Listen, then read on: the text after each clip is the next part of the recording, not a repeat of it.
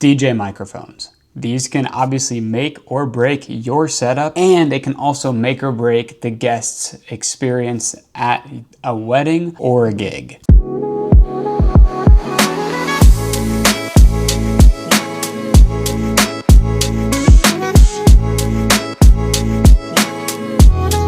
Hello everybody, my name is DJ Misc, and today I have an unboxing and review for you guys today of the Phenyx Pro PTAU-2, which is the sponsor of this video. So Phenyx Pro has been seeing a couple of my gig logs the past few weeks, and they reached out to me and asked me to do a collab with them, which I was more than willing to do. They sent me over their wireless microphone system from their True Diversity series, and I'm gonna do an unboxing and kind of just some general information and review for you guys today. This is gonna be a two-part video series, so I'm gonna do an unboxing and just information today, and then when I have a gig here in a couple weeks, I will be demoing this product for them and using it in my actual DJ setup and kind of giving you guys my overall general thoughts of how I like it and the overall use and application of it. Any product review I will ever do, I'm told them that I'm gonna give my 100% thoughts and honesty. Phenyx Pro is not coaxing me into saying something that's paid or making me say good things about them. These are 100% my own opinions, so take them with a grain of salt, please and thank you. So without further ado,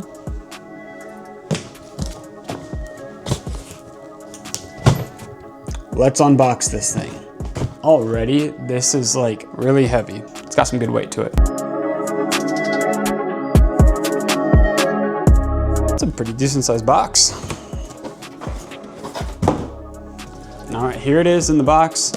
Like I said, they sent me this for free to kind of give my own thoughts and review on, so that's what we're gonna be doing today. So here is everything in the box. It's nicely packaged, which I really like and appreciate. It's got a little return thing there. And on the back, it highlights some of the features here. Yeah, I'm gonna get into all of that here in a little bit, but let's take this thing out of the box and see how it looks.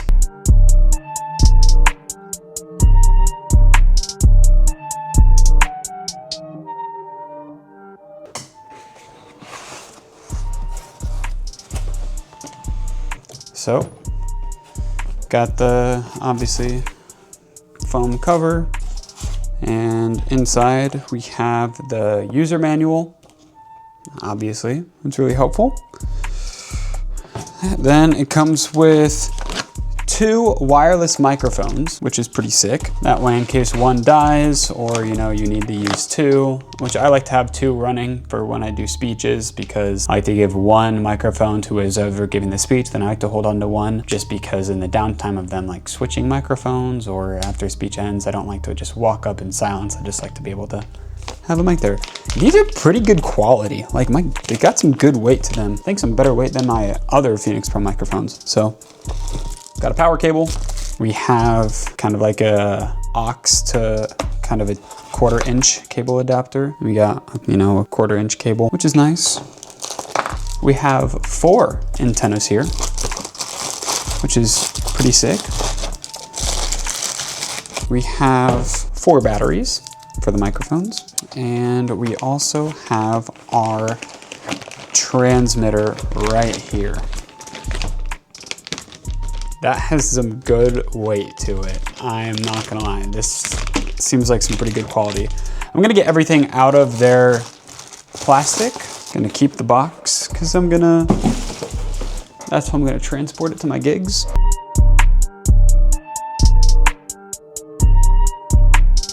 It's got a nice metal build to it. I love that so much.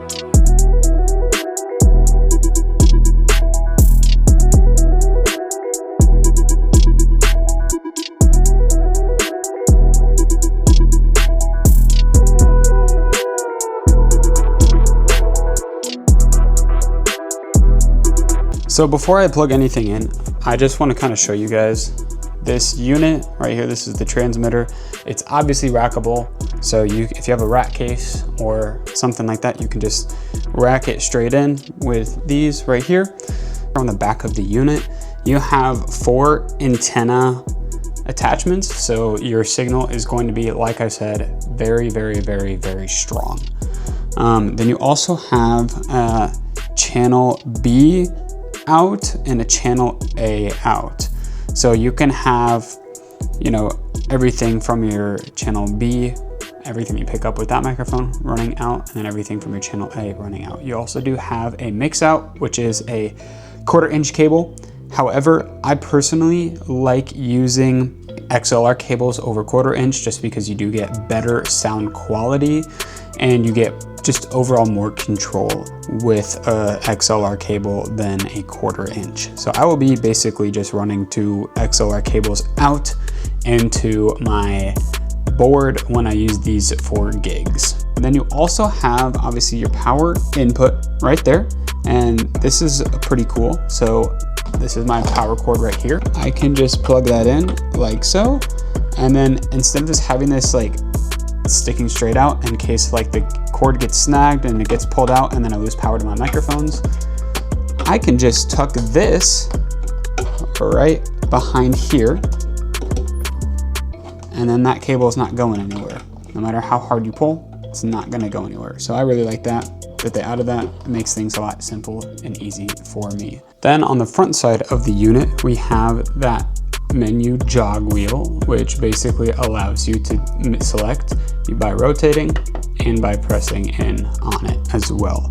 Then you have your channel A and channel B inputs. So each microphone is going to be designated to a specific channel. You can customize that though to have both mics running on one channel at the same time.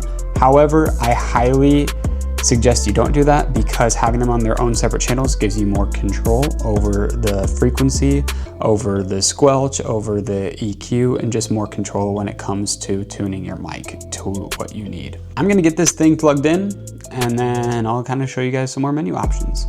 All right, gonna turn this thing on. Boom. It is on. I'm just gonna go ahead and attach these antennas real quick for you guys.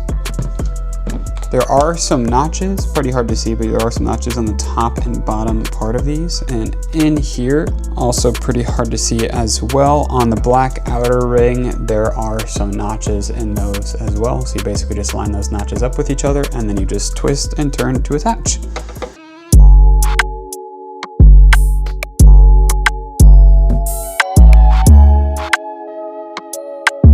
And a 4 antenna. So that's all the antennas. We are going to be mostly working with channel A today. Now keep in mind that you can use obviously whatever channel that you want, but just for clarity's sake, we are going to be working with channel A.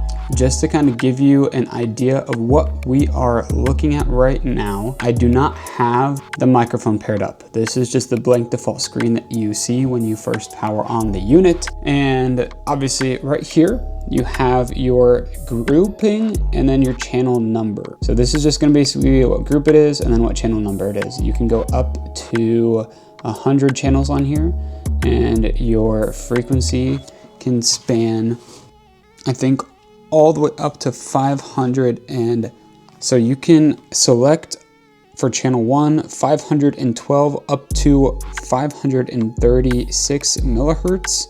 And each channel has 1,000 frequencies with 0.025 increments. So that's really helpful, especially if you want to dial in specific frequencies. And the overall system goes anywhere from 512 to 562 millihertz. So that's kind of what you're looking at right now, just the channel and the frequency that it is on. On the right side, you see it's on mute and the gain is auto set to 15 decibels. Right here on the right side, this is going to be your volume meter, kind of just showing you where the volume is at. And then on the left side, this is going to be your signal strength. It's basically going to tell you how strong your microphone to receiver signal is, which I think is very, very helpful. So then if you're farther away, which this unit can span up to 300 feet away, you can easily just see how strong your signal is, which is exactly, we'll talk about this later on, but where the transmitter strength is going to be very useful in. So now on the microphone, we're just going to power that on, and these are the settings, same as the window right here, and it's going to give us channel A group 1, and it's going to go up to 93 channel, which is exactly where it is, the exact frequency that we have set right there. And then you also have your gain at +9, and then your battery power down here at the bottom left, and then your transmitter signal strength. It says about 2 bars, which we don't have the strength on the receiver turned up all the way. We're gonna get into that. So right here on the transmitter, in order to access the menu, we have to long press this button, and then our menu is selected. Pulling the camera back just a little bit, I just want to show you guys the jog wheel right here on the right side. You just rotate that to the right to go down, rotate it to the left to go up, and then you just press it in to select. So now we're back over here. We can adjust our volume setting just by pressing down on that jog wheel and then rotating it up, rotating to the right to go up in volume or down to go down on volume. You can range all the way from 18 decibels down to -30 depending on the application that you have used for it. So I'm going to keep this at the high setting just so we can see the volume meter, and then that's going to store it. Next we have our frequency set. If you want to basically just adjust things manually, you can adjust the channel, and then you can tune that specifically with the frequency down here at tune. Like I said, all the way to the 0.025 of the hertz frequencies. And we're just going to go down to squelch. Basically what squelch is, for those of you who are confused, limits the amount of hiss that you hear the further away from the unit that you get. So if you set the squelch to high, basically the further away from the unit you are, the more it's gonna basically get rid of those like pink noise. And then the lower it is basically means the closer you are to it, it's basically just gonna adjust based off how far away from the unit you are. So since I'm close to it, I'm just gonna select low. Then moving down to the ID, basically this allows you to lock the group and the channel and the frequency. So we want that off because we're gonna basically scan now, which is our next menu option. We're going to scan our microphone in. So we're going to press scan, and it's going to auto scan. So basically the frequency set and the tune will basically become obsolete because now we can automatically scan, and I trust the system's automatic scan than my own. So once it's scanned, it's going to pull up group 1, channel 83, 532.500 is the frequency that it's suggesting that we use. So we're going to go over to our microphone, we're going to power it on, and notice how it's still saying the first thing that we saw when we first powered it on. So what we're going to do is we're going to pair that up. So basically we are going to take off the end of our handle, and you see this red button here, infrared like sensor. So basically this is going to allow us to pair with the unit itself and use all the settings that we just set on here. So to do that, we're just going to put that red button up to this infrared light right here, just like so, and now we're just going to press it once and it's going to auto sync. And now we get a check mark from the microphone itself, and it's now showing the same exact settings that we have on the unit. And it's also showing the signal strength too over here. Like I said, on the right side here, it does show the signal strength, and that is showing a very high signal strength, meaning that we are obviously very close to the unit. Now I'm talking into it, and you can see the volume meter right over here reacting to the sound of my voice, which is very good because it shows a very little latency, and it also still does show the signal strength on the left side of the menu. Now, one of the menu options that I really like and I think very helpful is the spectrum analysis. So to access that, we're going to go back into the menu. We're going to rotate down to spectrum, and this basically just allows you to see the frequencies that are higher and are being used more than the frequencies that aren't. Now, one of the menu options that I really like and I think very helpful is the spectrum analysis. So to access that, we're gonna go back into the menu. We're gonna rotate down to spectrum. And this basically just allows you to see the frequencies that are higher and are being used more than the frequencies that aren't being used as much. So now that it's done, it's basically saying that these frequencies up here, 518, and kind of above are kind of being used a little more. But if we remember, back on our microphone, if we power that back on, we are 532.500. So if we go up to 532, you notice how there's like a dip right here in the kind of the frequency. This is really good because it's basically saying that this exact frequency is not really being used. So it's basically assigning it to the microphone so it stays on that strong frequency signal. And now you can go down to the transmitter setting, which this basically adjusts the gain of the microphone all the way up to 9 decibels down to 0. So we're gonna leave that at 9, and then this is gonna be the transmitter strength. So on the microphone of itself, down here at the bottom, I really hope you can see that. You can see kind of like that cell tower and kind of the different like bars it has. So as you can see, it's only at 2 out of the 4 bars. Well, if we wanted to adjust the signal strength, we can just go back into the menu, and we are going to go down to the transmitter set, and then we are going to go down to the strength, and we can adjust that all the way up to 30, 10, 5, 2, but since we're close, I'm just going to keep that on 10. You obviously have to repair the microphone to adjust the settings. It doesn't just automatically adjust like so. So we're going to repair this, and we're going to see the signal strength. And now if we look back on the microphone here, you can see that it went up to 3 bars. And then the fourth one would be 30. Now, like I said, since we are close to the unit, we don't really need it having a super high signal strength. And then the last of the menu options is just an auto lock, basically locking everything and making sure that everything stays the exact same language, and then a reset, and then a firmware as well. So that's pretty much everything on the menu that you are going to need to know.